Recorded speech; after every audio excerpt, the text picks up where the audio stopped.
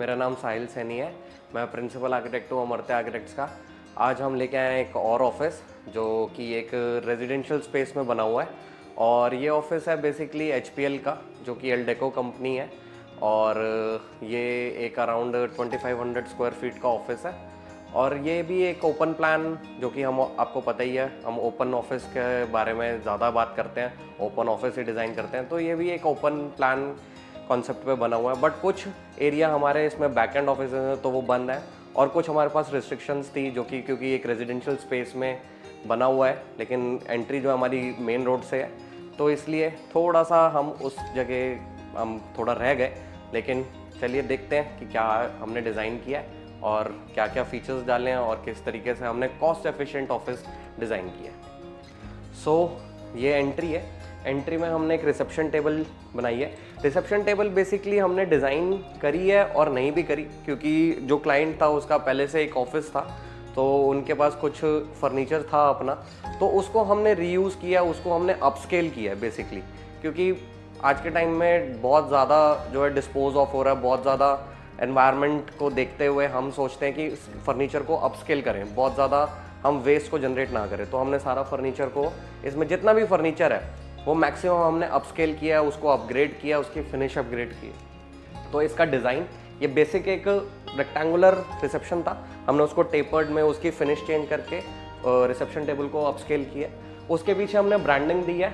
Branding हमारी, उस branding के पीछे हमारा वॉलपेपर है। वॉलपेपर को हमने थोड़ा रस्टिक फील देने की कोशिश करी है, क्योंकि हमने ये जो ऑफिस बनाया है बेसिकली रस्टिक फील प्लस थोड़ा सा लग्जरी फील के हिसाब से बनाया है। इसमें हमने आगे हम देखेंगे तो हमने ACP का ये ज़्यादा यूज़ किया है हर जगह, क्योंकि कस्टमर चाहता था कि जो भी हम प्रोडक्ट बेचते हैं उसके ही मल्टीपल एप्लीकेशंस हम दिखाएं थ्रू आउट द ऑफिस। तो इसलिए हमने जो टेबल बनाई है, टेबल को भी हमने ACP से ही फिनिश किया कि बेस्ट यूज़ ऑफ ACP दिखा सके हम। सो नेक्स्ट आ जाते हैं हम वॉल क्लैडिंग पे। वॉल क्लैडिंग और दीज लूवर्स, सो ये भी हमने ACP में ही बनाया है। इसमें हमने ग्रूव्स डाले हैं ACP में, कि किस तरीके से हम ACP में ग्रूव्स भी दिखा सकते हैं। अलग अलग मटेरियल्स को, अलग अलग कंट्रास्ट को हम कंबाइन करके हम ACP का बेस्ट यूज़ कर सकते हैं। तो ये बेसिकली आप देख सकते हैं कि ये वीनियर नहीं है, ना ही लैमिनेट है, ये ACP है। तो ACP का यूज़ करके हमने वॉल क्लैडिंग ली है, और ACP की ही हमने लूवर्स बनाया है विद ब्रांडिंग, या ब्रांडिंग आनी है अभी। और कुछ हमने एक्सेंट लाइटिंग दी है, उसके साथ में हमने ग्रीनरी का यूज़ किया है। हमने एंट्री से लेकर एंड तक हमने ग्रीनरी का काफ़ी ध्यान रखा है। इसमें हम एंट्री दिखाएंगे सबसे लास्ट में। सो यहाँ पे हमने कुछ वेटिंग एरिया दिया। ये भी फर्नीचर क्लाइंट के पास पहले था, तो 2 हमारे पास सिटिंग थी, वो सिटिंग को हमने अपस्केल किया, इसको अपग्रेड किया, और उस हिसाब से हमने इसको प्लेसमेंट दी है। तो पूरा ऑफिस बेसिकली अर्दी टोन्स पे डिपेंडेंट है, कि हमने थोड़ा सा रस्टिक ग्रेश टोन लिया है, जो कि स्टोन को रिप्रेजेंट करता है। हमने वुड के टोन्स लिए हैं, जो कि नेचुरल वुड को रिप्रेजेंट करती है, और हमने ग्रीन टोन्स लिए हैं। तो जो कि अगर आप पूरे ऑफिस में देखेंगे, हमने सिर्फ और सिर्फ अर्दी टोन्स और नेचुरल टोन्स में प्ले किया है। कोई भी इसमें पॉपअप कलर इंट्रोड्यूस नहीं है। अगर हम देखेंगे पॉपअप कलर है भी, तो वो ब्लू के टोन्स है, जो कि स्काई को रिप्रेजेंट करता है। सो यहाँ से आते हैं हम, ये है बेसिकली बहुत ज़्यादा वाइड एंट्रेंस है एक ऑफिस की, कि ऑफिस क्लोज ना लगे, कि अगर हम रिसेप्शन एरिया से या एंट्री फॉयर एरिया से अगर हम वर्किंग स्पेस में आ रहे हैं तो बहुत ज़्यादा वाइड एंट्रेंस लगता है। ऐसा नहीं लगता कि हम एक गली में जा रहे हैं या किसी एक ऑफिस में जा रहे हैं। तो हम एंट्री करते हैं, एंट्री करते ही हमारे पास यहीं से वर्क स्टेशंस चालू हो जाते हैं। सो इस वॉल के अगेंस्ट हमने वर्क स्टेशंस रखे, फिर सामने हमने वर्क स्टेशन रखे, और बहुत ज़्यादा चौड़ा, ताकि खुला खुला लगे, बहुत ज़्यादा चौड़ा हमने सर्कुलेशन स्पेस दिया। सर्कुलेशन स्पेस को हमने वर्किंग स्पेस के साथ कंबाइन किया, ताकि एफिशिएंसी ज़्यादा से ज़्यादा आ सके। हमने जो सीलिंग को पे हमने वॉलपेपर यूज़ किया है, उसके साथ हमने डायगनल लाइटिंग, जो हैंगिंग लाइटिंग्स का यूज़ किया। इसमें पैनल लाइटिंग को हमने बहुत कम करने की कोशिश करी है, सिर्फ और सिर्फ केबिन्स में या कुछ एक एरिया में। सर्कुलेशन को हमने हैंगिंग लाइट से, और वो भी डायगनल फॉर्म में हाईलाइट किया, ताकि सर्कुलेशन, क्योंकि ओपन फ्लोर प्लान है, उसमें सर्कुलेशन और वर्क्स को डिफाइन करने के लिए हमने लाइटिंग्स और सीलिंग डिज़ाइन का यूज़ किया है। नेक्स्ट आता है हमारा first cabin. This is the managerial cabin. So we have 2 managerial cabins. इसके अंदर भी हमने बेसिक कारपेट किया है, क्योंकि कारपेट जो है नॉइज़ अब्जॉर्ब करेगा, एक केबिन के अंदर बहुत ज़्यादा एको ना हो और नॉइज़ अब्जॉर्ब करेगा। उसके साथ हमने ब्लू टोन लिया है, ताकि केबिन्स को हम हाईलाइट कर सकें। अगर हम देखेंगे साइड से तो हमें 2 केबिन्स दिखेंगे साइड एलिवेशन में, और उसके साथ में ही हमें ब्लू टोन्स दिखेगा, उसके बीच में हमें वाइट टोन्स दिखेगा। उसको जो है हाईलाइट करेगा और बाइंड करेगा एक ब्लैक बैंड है। ब्लैक बैंड हमने through out the work station हमने चलाया। सो हम केबिन में आते हैं, बहुत बेसिक लेआउट है केबिन का। इसके अंदर 1+2 की सेटिंग है। ये भी फर्नीचर क्लाइंट का पहले से था, हमने इसकी फिनिश चेंज करी है और हमने चेयर्स को जो है अपग्रेड किया है, इसकी अपहोल्स्ट्री हमने चेंज करी है, और यहाँ पे हमने MDF की पैनलिंग करी है जो कि डायरेक्ट वॉल पे करी है। इसके पीछे प्लाई नहीं है, क्योंकि क्लाइंट का मकसद था कि एक कम बजट में मेरे को एक अच्छा ऑफिस मिल सके, तो हमने उनको लो कॉस्ट पैनलिंग सजेस्ट करी। क्योंकि एक रेंटेड प्रॉपर्टी है, बहुत ज़्यादा पैसे नहीं लगाना चाहते थे क्लाइंट। वो चाहते थे कि मैं अगर स्पेस शिफ्ट करता हूँ कल को तो मेरे को दोबारा से एक ऑफिस बनाना पड़ेगा। तो हमने डायरेक्ट MDF की फ्लूटेड यूज़ करके एक हमने पैनल यूज़ किया और उसी से हमने डिज़ाइन बनाया। फिर हमने ओवरऑल केबिन को ब्लू कलर दिया। सो अब हम बाहर आ जाते हैं। बाहर हमने कुछ वर्क स्टेशन रखे हैं। बेसिकली ये वर्क स्टेशन 3 वर्क स्टेशन है जो कि टीम लीडर की तरह एक्ट करते हैं। तो टीम लीडर 1, 2, 3 और बाकी जो टीम्स है वो यहाँ इस तरफ 2 वर्क स्टेशन, और उसके बाद बैक एंड टीम है। बैक एंड टीम को हमने बहुत ज़्यादा रिफर्बिश नहीं किया है। उसमें एक अकाउंट्स और एक टेली मार्केटिंग है। उसमें एक जैसे रूम होता है, रूम में हमने ओवरहेड स्टोरेज, और हम उसमें टेबल लगी हुई हैं और चेयर्स लगी हुई हैं, और कुछ जो है एक्सटर्नल स्टोरेज जो अलमीरा पहले से एग्जिस्टिंग थी उसको यूज़ किया एज अ स्टोरेज। तो हम जब आगे देखेंगे अपने रूम्स में तो उसमें आपको हर रूम में एक अलमीरा दिखेगी, क्योंकि एक रेजिडेंशियल था उसमें अलमीरा थी, तो हमने उसी को ही यूज़ करके एक उसकी स्टोरेज बनाई और उसी को हाईलाइट करके हम उसमें एक वॉल पैनलिंग की तरह भी एक्ट किया हो। सो यहाँ से हमने एंट्रेंस किया था, यहाँ पे ये हमने कॉरिडोर देखा। सो उसके साथ ही फर्स्ट MD रूम आता है। इसमें 2 MD रूम है, मतलब 2 बॉस केबिन है, 2 डायरेक्टर है। तो फर्स्ट MD रूम एकदम एंट्रेंस पे है, एक MD रूम सबसे लास्ट में। MD रूम के साथ में ही एक कॉन्फ्रेंस रूम है। सो सबसे पहले हम MD रूम देखते हैं। MD रूम बेसिकली ओपेक है, क्योंकि ये पहले से रेजिडेंशियल था। जैसे कि मैंने बताया, ये एक तरीके से बेडरूम की तरह एक्ट करता था, बट हमने उसको चेंज करके हमने उसके वुडन डोर्स हटा के उसको ग्लास डोर किया। उसके साथ में ही हमने MD रूम का जो फर्नीचर लेआउट था उसको सेट किया। सो एंट्री करते ही हमारा MD का टेबल आ जाता है। उसके पीछे यहाँ वार्डरोब थी, वार्डरोब का हमने फिनिश चेंज किया। उसी के साथ में हमने पैनलिंग करी, जो कि मैंने आपको बताया कि हमने कोई भी जो है पॉपअप कलर्स नहीं यूज़ करे हैं कि पिंक्स, रेड्स, वो भी नेचर में होते हैं बट सूदिंग कलर्स नहीं होते, तो इसलिए हमने ग्रीन टोन्स का यूज़ किया है, और उसके साथ में वुडन टोन का।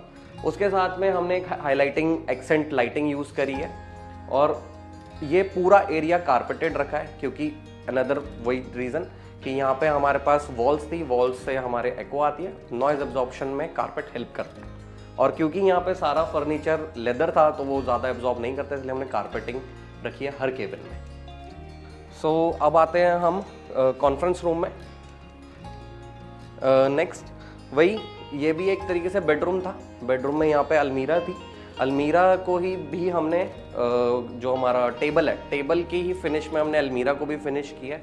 उसके साथ में हमने कॉन्फ्रेंस रूम दिया। इसमें बहुत ज़्यादा हमने फीचर्स नहीं ऐड करे, क्योंकि हमारी जो कंसंट्रेशन है वो हमारा बेसिकली मीटिंग पे होनी चाहिए। और यहाँ पे क्लाइंट का आइडिया था कि कोई भी अगर मीटिंग के लिए आता है तो उसे बैकग्राउंड का, उनकी कंपनी के बैकग्राउंड का, उनकी कंपनी क्या करती है, किस चीज़ में है, क्या टाइमलाइन है, कब से काम कर रही है, तो उसका एक आइडिया होना चाहिए। तो हमने उन्हें सजेस्ट किया कि सर एक अपना जो है कंपनी का आप एक टाइमलाइन बनाइए, एक ग्राफिक बनाइए, और उस एक ग्राफिक को आप एक कस्टमाइज वॉलपेपर प्रिंट कराइए और उसको पूरी वॉल पे हाईलाइट कीजिए, ताकि एंट्री करते ही ये वॉल हमें दिखती है। उसी वॉल के हिसाब से हमने ये वाली पोजीशन चूज़ करी उसके लिए, और यहाँ पे हमने कंपनी की टाइमलाइन को ऐड किया।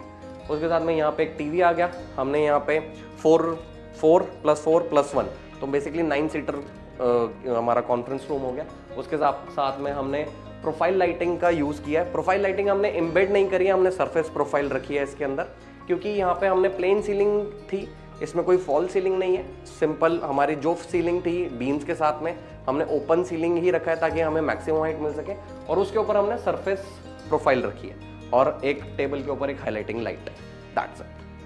तो अब हम कॉन्फ्रेंस रूम से बाहर आते हैं, फिर से वर्क स्टेशन वाले एरिया में। यहाँ पे हमने फर्स्ट मैनेजरल केबिन देखा।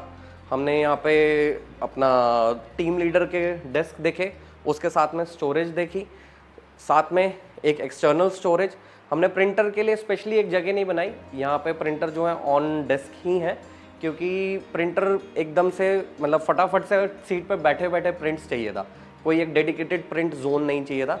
तो इसलिए हमने डेस्क को इनफ वाइड रखा है कि भाई वहाँ पे प्रिंट भी हो सके, उनका एक वर्क स्टेशन एरिया भी आ सके और साथ में वो अपना काम भी कर सकते हैं। और स्टोरेजेस को उसके साथ ही रखा है, कोई एक अलग से स्टोरेज नहीं रखी।